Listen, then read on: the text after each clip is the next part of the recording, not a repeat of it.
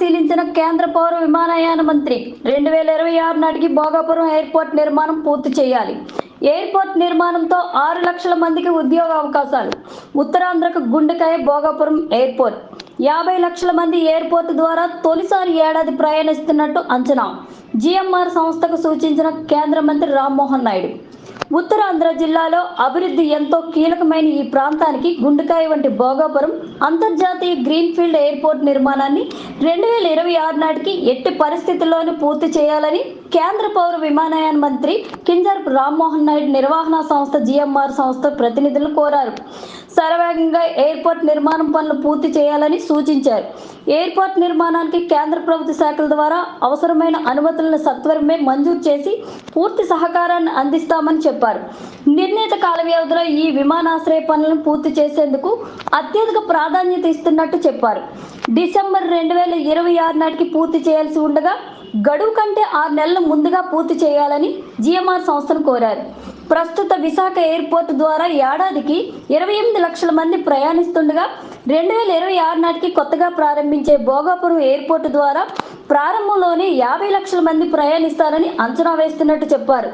ఈ విమానాశ్రయాన్ని 60 లక్షల మంది ప్రయాణించే సామర్థ్యంతో నిర్మిస్తున్నామని చెప్పారు. ప్రయాణికులతో పాటు 50,000 టన్నుల కార్గో హ్యాండ్లింగ్ చేసే విధంగా కార్గో టెర్మినల్ కూడా నిర్మిస్తున్నట్టు చెప్పారు. ఎయిర్పోర్ట్తో పాటు ఎంఆర్ఓ విభాగం కూడా ఏర్పాటు చేయడం జరుగుతుందన్నారు. దేశంలోనే నెంబర్ 1 ఎయిర్పోర్ట్గా భోగాపురం అంతర్జాతీయ విమానాశ్రయాన్ని రూపొందించే దిశగా కృషి చేస్తున్నామని మంత్రి పేర్కొన్నారు. ఈ ఎయిర్పోర్ట్ను సమీప ప్రాంతాల నుంచి అనుసంధానం చేసి త్వరగా సులభంగా చేరుకునే విధంగా కనెక్టివిటీ రోడ్లను కూడా నిర్మిస్తున్నట్టు తెలియజేశారు. కేంద్ర విమానయాన మంత్రిగా బాధ్యతలు స్వీకరించిన అనంతరం మంగళవారం తొలిసారిగా భోగాపురం అంతర్జాతీయ విమానాశ్రయాన్ని సందర్శించిన కింజరాపు రామ్మోహన్ నాయుడుకు ఎయిర్పోర్ట్ ట్రంపెట్ వద్ద స్థానిక నాయకులు, ప్రజాప్రతినిధులు, జిల్లా అధికారులు, జిఎంఆర్ సంస్థ ప్రతినిధులు ఘన స్వాగతం పలికారు.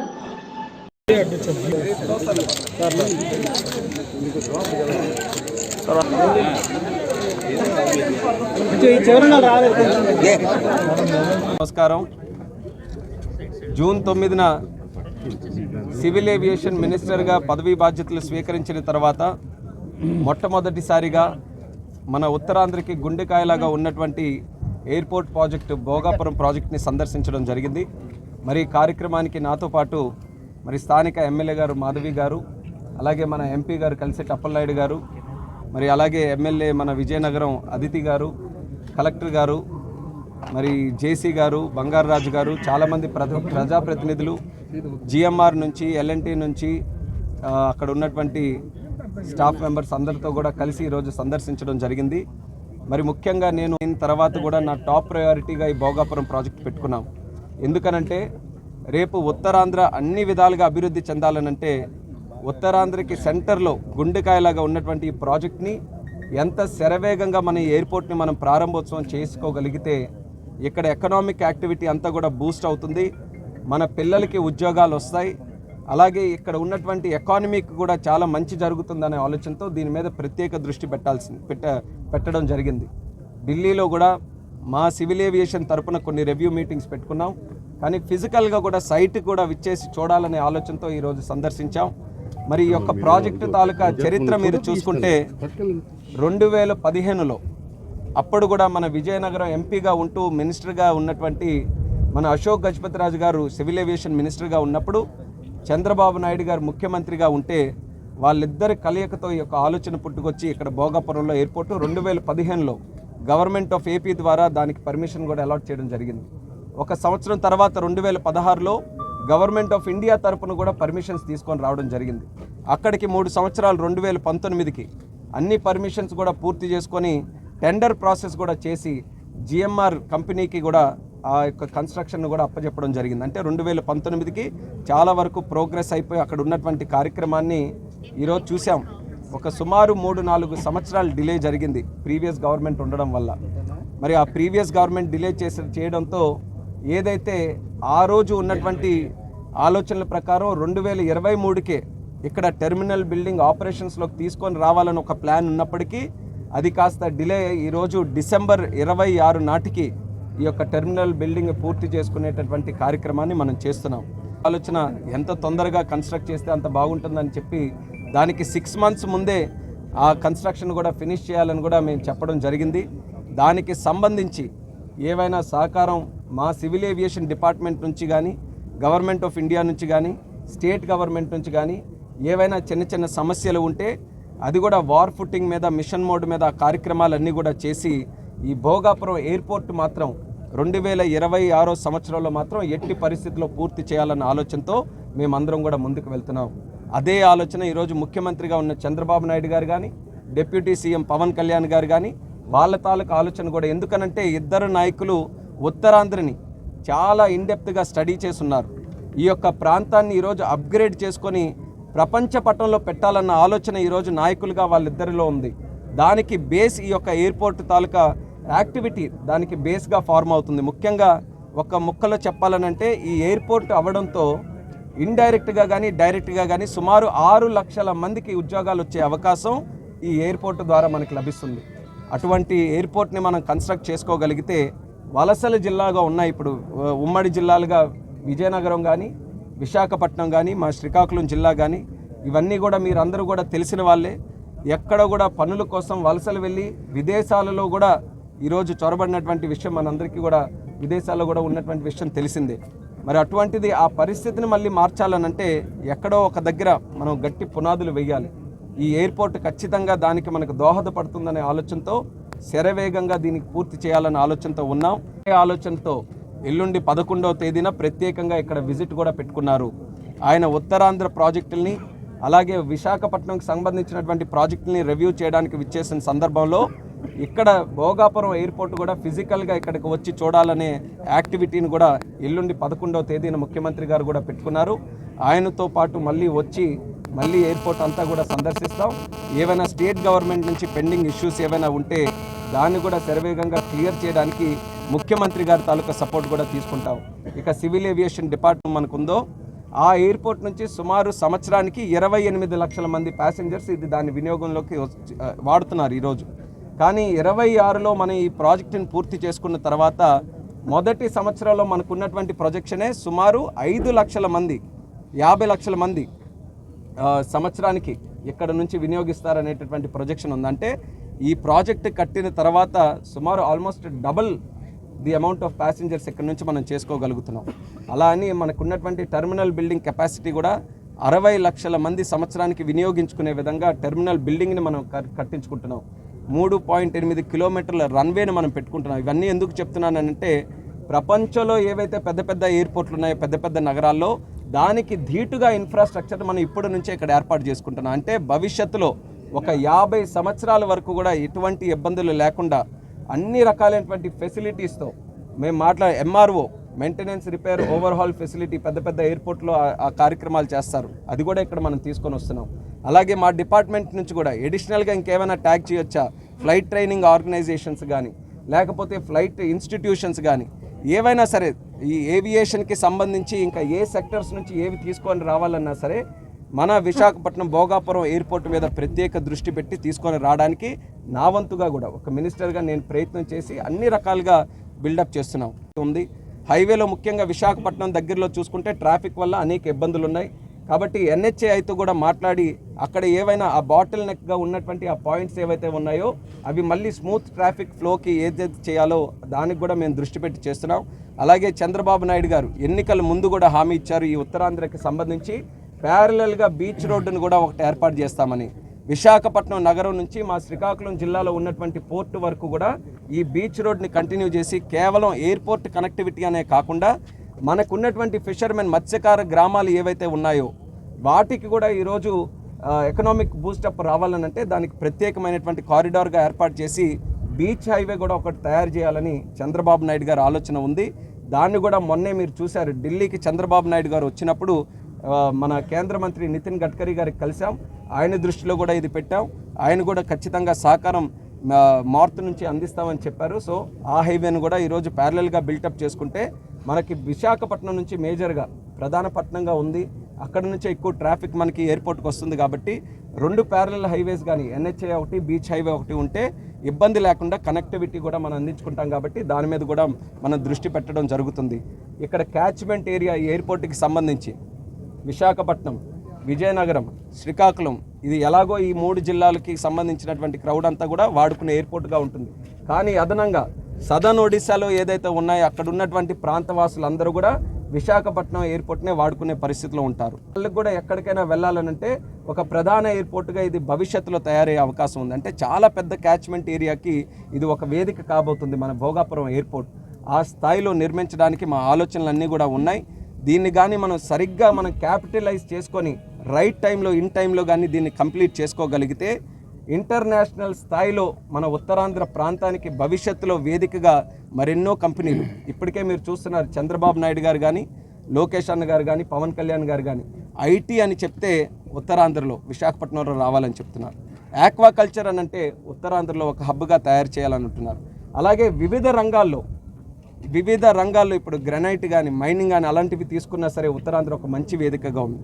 ఇలాంటి ఎన్నో బ్రహ్మాండమైన అవకాశాలు, పొటెన్షియల్ ఉన్నటువంటి మన ఉత్తరాంధ్రకి ఈరోజు ఎయిర్పోర్ట్ కనెక్టివిటీ చాలా అద్భుతమైనటువంటి మార్గాలని మన ముందు ఎందుకు పెడుతుంది. కాబట్టి ప్రధానంగా దీని మీద మేము కాన్సన్ట్రేట్ చేసాం. ప్యారలల్ కూడా ఏవైతే ఉత్తరాంధ్రకి సంబంధించినటువంటి అవకాశాలు ఏవైతే ఉన్నాయో ఎల్లుండి మా ముఖ్యమంత్రి గారు వచ్చినప్పుడు కూడా ఆయన దృష్టిలో కూడా పెట్టి ఈరోజు ఉత్తరాంధ్ర ప్రజలు మీరందరూ కూడా చూశారు ఎన్డీఏ కూటమిని ఏ రకంగా ఆశీర్వదించారని.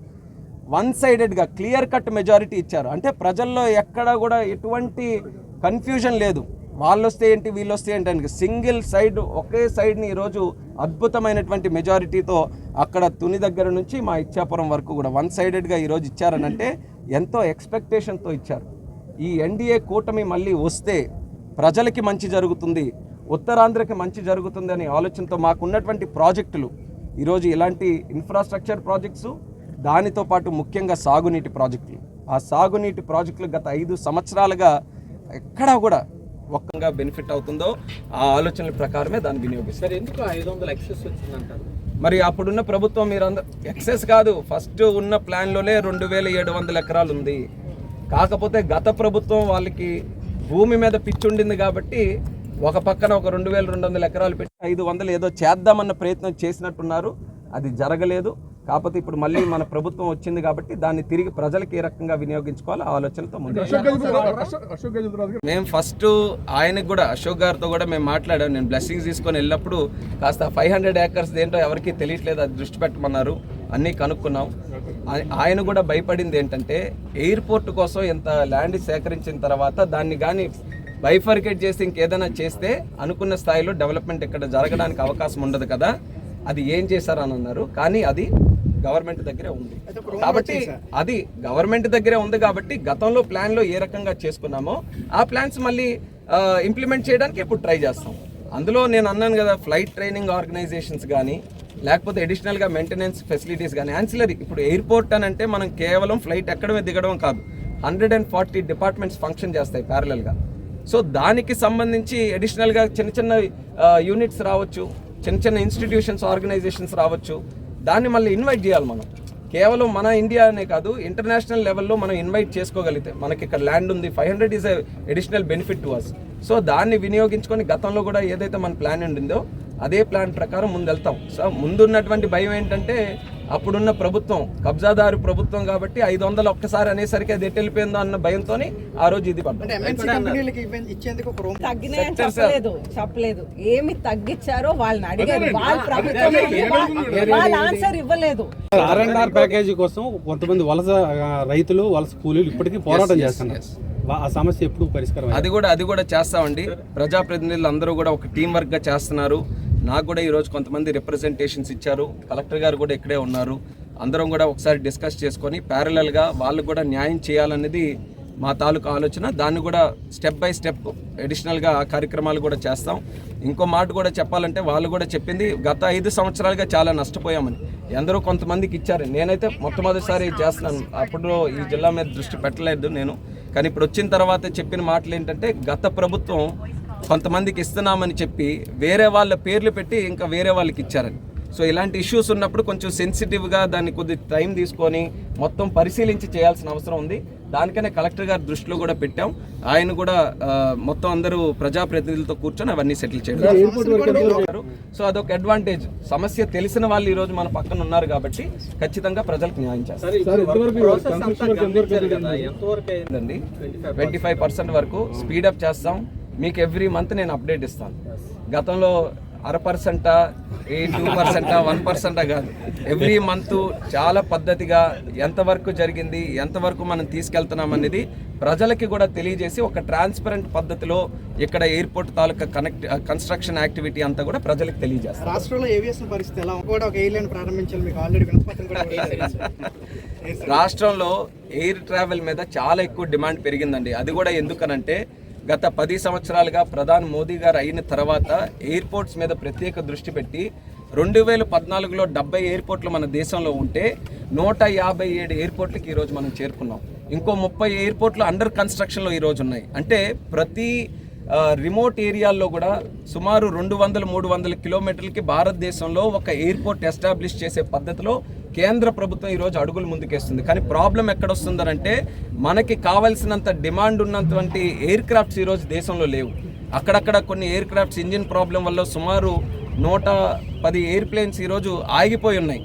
సో అవన్నీ కూడా మళ్ళీ మనం తీసుకొని రావాలి. అలాగే ఇప్పుడు సోదరులు చెప్పినట్టు ఇంకా ఎడిషనల్గా కానీ ఎయిర్ క్రాఫ్ట్స్ మనం తీసుకొని రాగలిగితే మన దేశంలో ఎయిర్ ట్రావెల్ని మరింత ఇంప్రూవ్ చేయొచ్చు. ఇప్పుడు ప్రధానంగా గతంలో మీరు చూసేవారు, నేను కూడా ఎంపీగా 10 సంవత్సరాలు పనిచేశాను.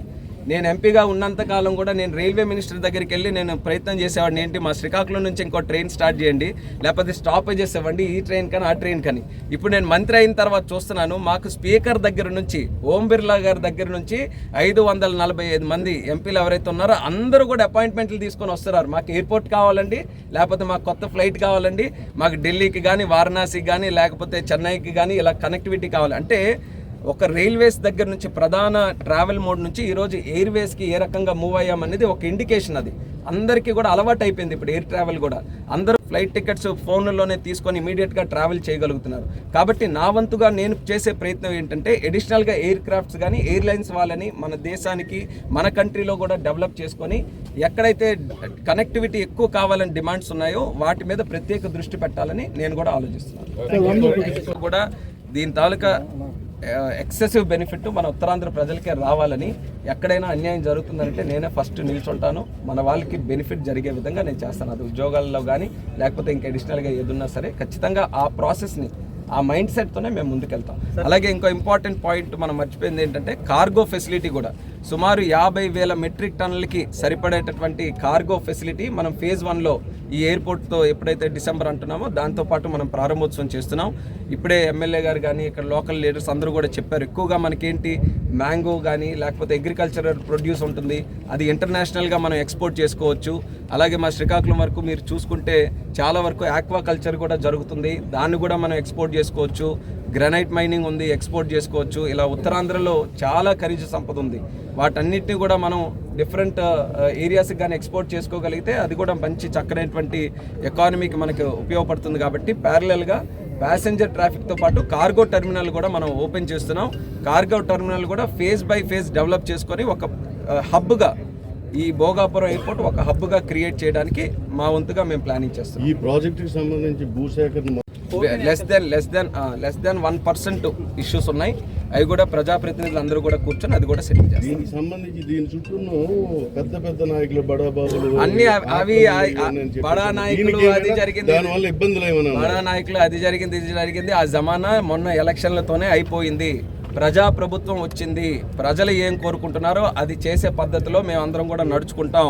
చేయకపోతే ప్రజలు ఏ రకంగా తీర్పిస్తారన్న దానికి మొన్నే గుణపాఠం చెప్పారు. కాబట్టి ప్రతి ఒక్కరం కూడా ప్రజలు ఏ రకమైనటువంటి ఆలోచనతో ముందుకెళ్లాలనుకుంటున్నారో అదే మైండ్ సెట్తో ఈ ఎన్డీఏ ప్రభుత్వం పనిచేస్తుందన్న హామీ ప్రజలకు ఇస్తున్నాం.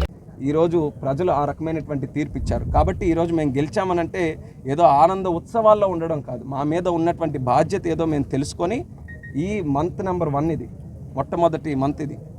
ముఖ్యమంత్రిగా 12వ తేదీన ప్రమాణ స్వీకారం చేశారు, ప్రధానమంత్రిగా 9వ తేదీన ప్రమాణ స్వీకారం చేశారు. అంటే రేపటికి ఇంకా నెల అవుతుంది.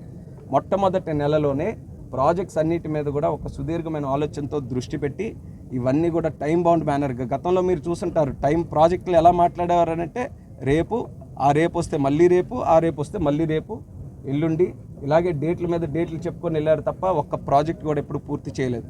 కానీ మేము బాధ్యతతో ఈరోజు మొట్టమొదటి నెలలోనే ఈరోజు ప్రాజెక్టుకి వచ్చి సందర్శించాం. ఒక డేట్ చెప్తామంటే బాధ్యతతో ఈరోజు ఆ ప్రాజెక్టుని అన్నింటిని కూడా కంప్లీట్ చేస్తామని మా ప్రజలకు కూడా ఈ సందర్భంగా హామీ ఇస్తున్నాం. మరి నేను కూడా మినిస్టర్గా ప్రత్యేక బాధ్యత ఎయిర్పోర్ట్ మీద తీసుకొని భవిష్యత్తులో ఎప్పటికప్పుడు టైమ్లీగా మేము విజిట్స్ చేస్తాం. మా డిపార్ట్మెంట్ నుంచి కూడా అధికారులు పంపించి ఎక్కడ కూడా ఎటువంటి లోపాలు లేకుండా ఈ ఎయిర్పోర్ట్ని చేస్తాం. ఒక రకంగా అదృష్టం ఏంటంటే మినిస్టర్గా మన ప్రాంతం నుంచే నాకు అవకాశం వచ్చింది. ఈరోజు కన్స్ట్రక్షన్ చేసే జిఎంఆర్ కంపెనీ వాళ్ళ తాలూకు అధినేత కూడా మన ప్రాంతం నుంచే, రాజాం ఏరియా నుంచి వచ్చింది. ఎక్కడ ఇలాంటి అవకాశం ఎవరికి రాకపోవచ్చు, మన ప్రాంతానికి వచ్చింది. అది పాజిటివ్గా తీసుకొని బ్రహ్మాండంగా చేయాలనే ఆలోచనతో వీళ్ళకి కూడా సజెస్ట్ చేశాను. విశాఖపట్నం భోగాపురం ఎయిర్పోర్ట్ కంప్లీట్ అయిన తర్వాత రేపు చెప్పుకోవాలంటే దేశంలో నెంబర్ 1 ప్రాజెక్ట్గా, నెంబర్ 1 ఎయిర్పోర్ట్గా ఇది ఉండాలని వాళ్ళకు కూడా నేను చెప్పాను.